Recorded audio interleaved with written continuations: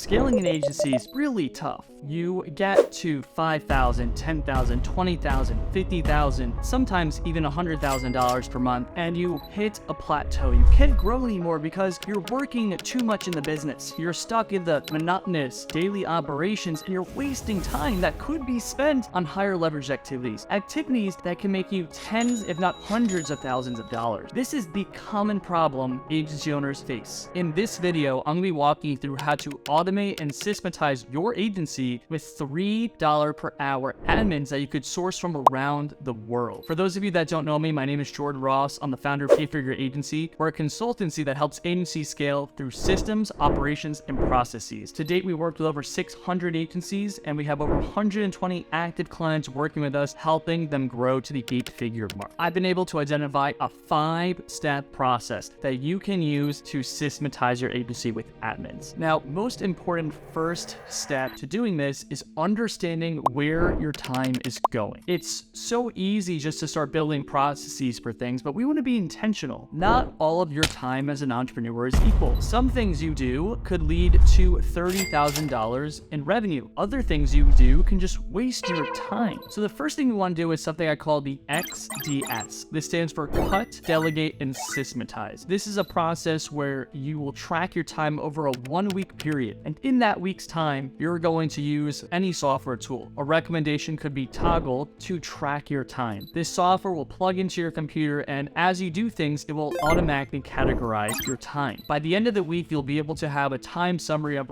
where you invested your time. Now, once you have this, you'll be able to move on to step 2, which is categorizing your time. Your time, like I said, is not equal. We want to put as much time into our business that grows our business. We want to be able to sell and market and get more appointments rather than work on emails and just shit that doesn't actually make us money. So in order to do that, once we have the time tracking report, we need to start categorizing things. There are 4 categories you can categorize your time into. The first one is growth. Growth are the things that exponentially and disproportionately grow your business. Now, if you do not know how to reverse engineer your success, growth can be decided by starting with the end in mind. And you can go 1 year out into the future and say, if I'm going to get to this level of revenue in 1 year's time, what do I have to accomplish this quarter, this month, and then this week? Those are the tasks that you want to put as much time as possible into. I call those growth activities. There's also sales activities where you're selling, prospecting, following up with sales prospects, actually on sales calls. There are operations activities. That's delivering for your clients, managing your teams, managing your contractors, account management, meetings with clients. Things of that nature go into operations. And then the final one is admin. Everything admin are non-value activities and activities that could be done between $3 and $5 an hour. So as you look through your list, you want to figure out what are the things that I do that are done between $3 to $5 an hour. You want to look at this list, and those are things when you get off your plate first. And just to let you know, if you're curious about the XCS, what you're going to do is you go through this full list. You're then going to categorize everything. You're going to measure, do I need to cut it? Do I need to delegate it? Or do I need to systematize it? All the things from the administrative bucket, we want to delegate as much as possible. You can save 5 to 20 hours a week for some companies. Now, once you've identified all the things that you want to delegate that are low leverage activities that don't cost a lot to outsource, you want to start building the SOPs for these processes. If you haven't checked out my SOP video, go check that out. But simply put, you need to write down each step in each process, first step to the last step, and make a video to go alongside it so it's easy for your admin to take it over for you. Once you have the SOP